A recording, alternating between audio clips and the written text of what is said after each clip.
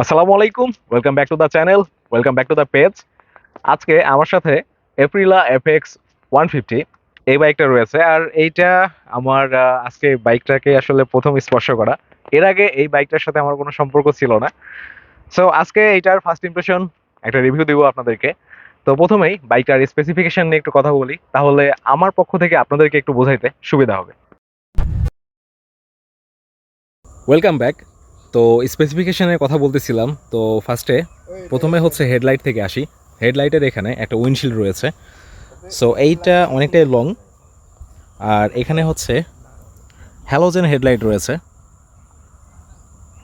দুইটা আলাদা আলাদা হ্যালোজেন বাল্ব।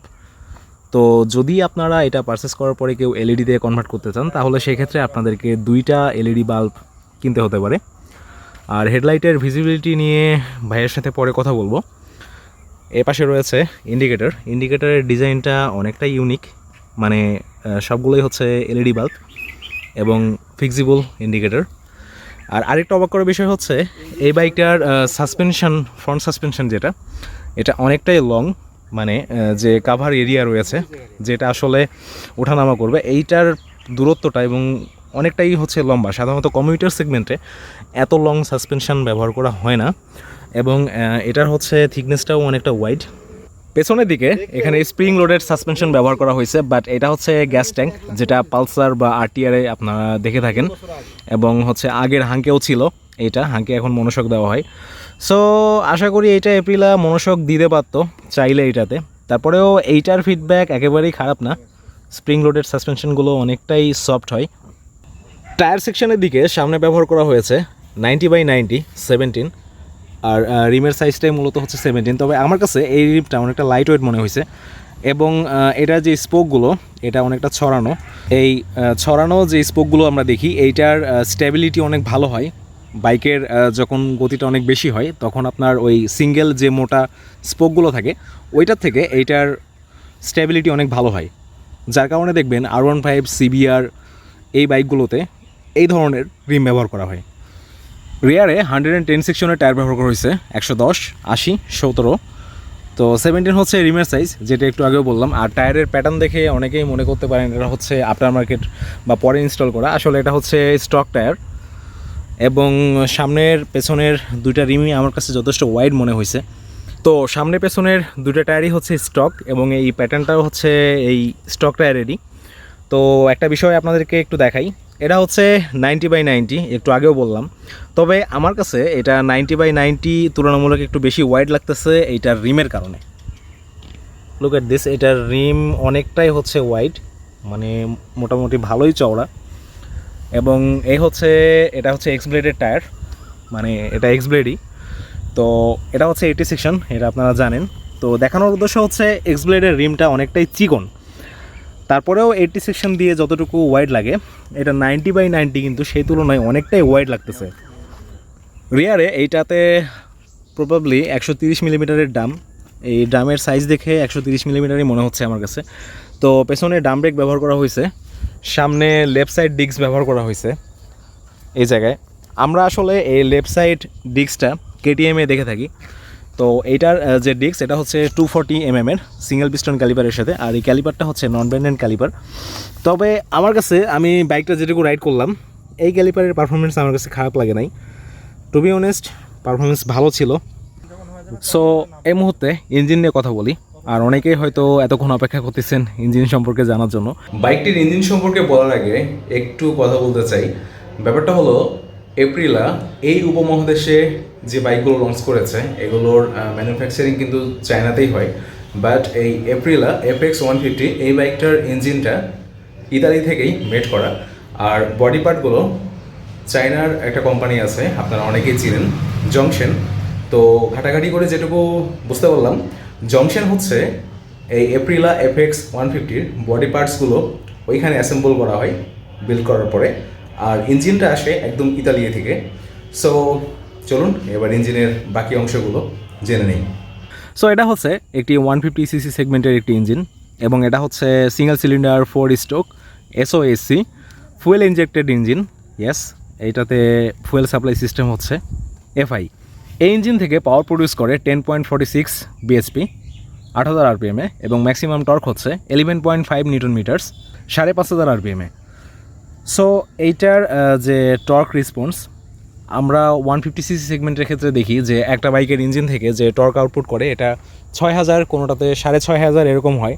সো এটা বলা যায় যে একটু টর্কের রেসপন্সটা ভালো পাওয়া যাবে, কারণ 5500 মধ্যে টর্কটা অ্যাক্টিভ হয়ে যাবে। যদিও তুলনামূলকভাবে 150cc সেগমেন্ট অনুযায়ী এটার পাওয়ার আউটপুট যথেষ্ট কম মনে হচ্ছে কাগজে কলমে, তারপরেও অন রোডে চালিয়ে দেখতে হবে। তো বাইকটা হচ্ছে আমার এক ভাইয়ার। সো ভাইয়া এই মুহূর্তে মনে হয় 40 কিলোমিটারের মতো রান করা হয়েছে বাইকটা, 43 কিলোমিটার এই যে অডো। সো মিটারের বিষয়ে একটু পরে আসতেছি। তো তিনি বাইকটা দীর্ঘদিন ব্যবহার করবেন আশা করি। তো তার এই ব্রেকিং পিরিয়ড অবস্থা চলতেছে, এটা পার হয়ে গেলে তার কাছ থেকে একটা প্রপার ইউজার রিভিউ আপনাদের উদ্দেশ্যে নিয়ে আসবো এবং ইঞ্জিনের পারফরমেন্স টোটাল বিষয় সব কিছুই আপনাদেরকে জানাবো ইনশাল্লাহ। তো বাইকের লোয়ার পার্ট রিভিউ করা শেষ, মানে আপনাদেরকে দেখানো শেষ। এবার হচ্ছে এটা হচ্ছে ফুয়েল ট্যাঙ্কের ডিজাইন। আর ফুয়েল ট্যাঙ্কটা দেখে আমার কাছে ইয়ামাহা WR-এর কথা মনে পড়ে গেছে, অনেকটা অফরোডিং।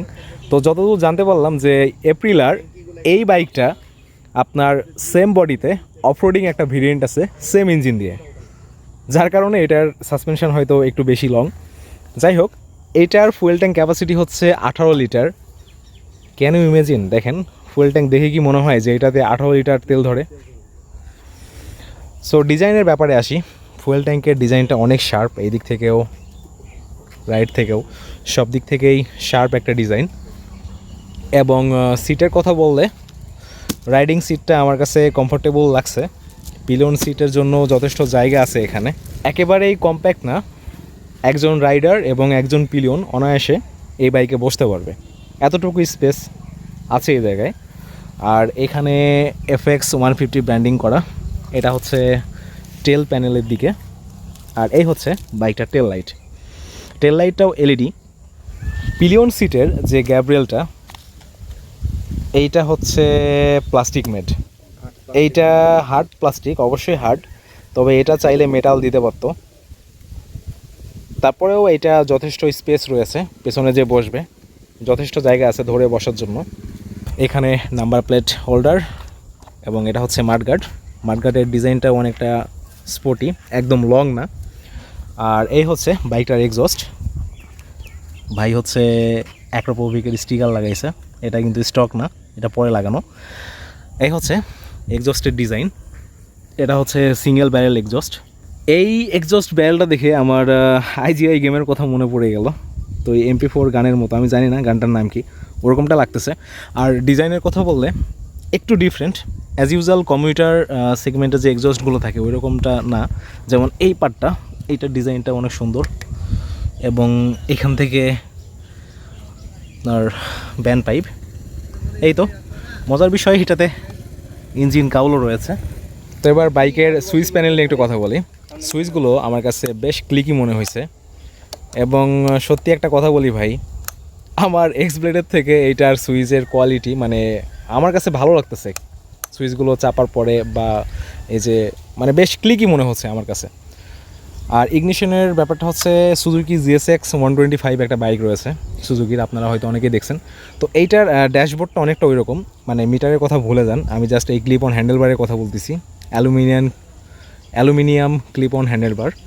আর এই পাশে হচ্ছে ইঞ্জিন কিল সুইচও রয়েছে, ফুয়েল পাম্পের সাউন্ড, যেটা আসলে স্পোর্টস বাইকের রেডিয়েটরের সাউন্ডের ফিল দেয়। ওকে, হ্যান্ডেলে যথেষ্ট গ্রিপ রয়েছে। আরেকটা বিষয়, এইটার হ্যান্ডেলবারের যে ব্যালেন্সার, অনেকে বাংলায় আমরা গুটলি বলি, তো এটাও হচ্ছে মেটাল, প্লাস্টিক না। ওকে, এবার হচ্ছে মিটার সেকশন নিয়ে একটু কথা বলি। তো এই হচ্ছে বাইকটার মিটার, এইখানে স্পিড মিটার, এখানে গিয়ার ইন্ডিকেটর, এখানে হচ্ছে ফুয়েল গজ, এই পাশে যে এটা হচ্ছে গিয়ার ইন্ডিকেটর। আর এখানে হচ্ছে অডো, মিটার কন্ট্রোল করার জন্য একটা সুইচ রয়েছে। এটা হচ্ছে ট্রিপ, তবে ট্রিপ একটাই, তারা চাইলে আরও একটা ট্রিপ দিতে পারতো এবং তার সাথে এখানে একটা ক্লকের ব্যবস্থা করতে পারতো, ঘড়িটা দিলে অনেকটা হেল্প হয়। আরেকটা বিষয় হচ্ছে এইটার মাইল পার আওয়ারও শো করে স্পিডটা, যেমন কিলোমিটার পার আওয়ার আছে। জাস্ট এই বাটনটা প্রেস করে থাকলে এটা এই যে মাইল পার আওয়ার হয়ে গেছে। তবে এটা অটো থাকা অবস্থায় করতে হবে। যেমন আবার আমি প্রেস করি, এটা কিলোমিটার পার আওয়ারে চলে আসবে। এই হচ্ছে বাইকটার লুকিং গ্লাস। আমি আসার পথে বাইকটা রাইড করছিলাম, এই লুকিং গ্লাস থেকে আমি যথেষ্ট ভিউ পাইছি। লুকিং গ্লাসটা একটু কম্প্যাক্ট হলেও এইটার ভিজিবিলিটি মোটামুটি ভালো, খারাপ না। আর সামনে থেকে এটার ডিজাইন হচ্ছে এই রকম, অনেকটাই শার্প লুক দেয়। ইটালি। আজকে যদি হায়ার সিসি থাকতো বাংলাদেশে, তাহলে এই এপ্রিলিয়ার আমরা অনেক অনেক বাইক পেতাম। সেখান থেকে এখন আমরা বঞ্চিত। এখন অনেকেই এই বাইকটার মাইলেজ সম্পর্কে হয়তো বা জানতে চাইবেন। ব্যাপারটা হচ্ছে বাইকটা একদমই নতুন, অনলি 43 কিলোমিটার চলেছে। আর এটার মাইলেজ টেস্ট আমি নিজে ওইভাবে করার সুযোগ হয়নি, ইনশাল্লাহ সামনে হয়তো হবে।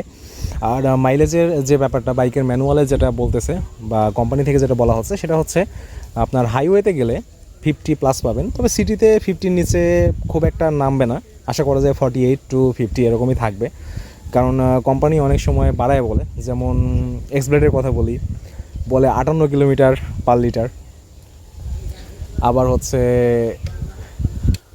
বাজাজ, টিভিএস, ইয়ামাহা সবাই একটু বাড়িয়েই বলে।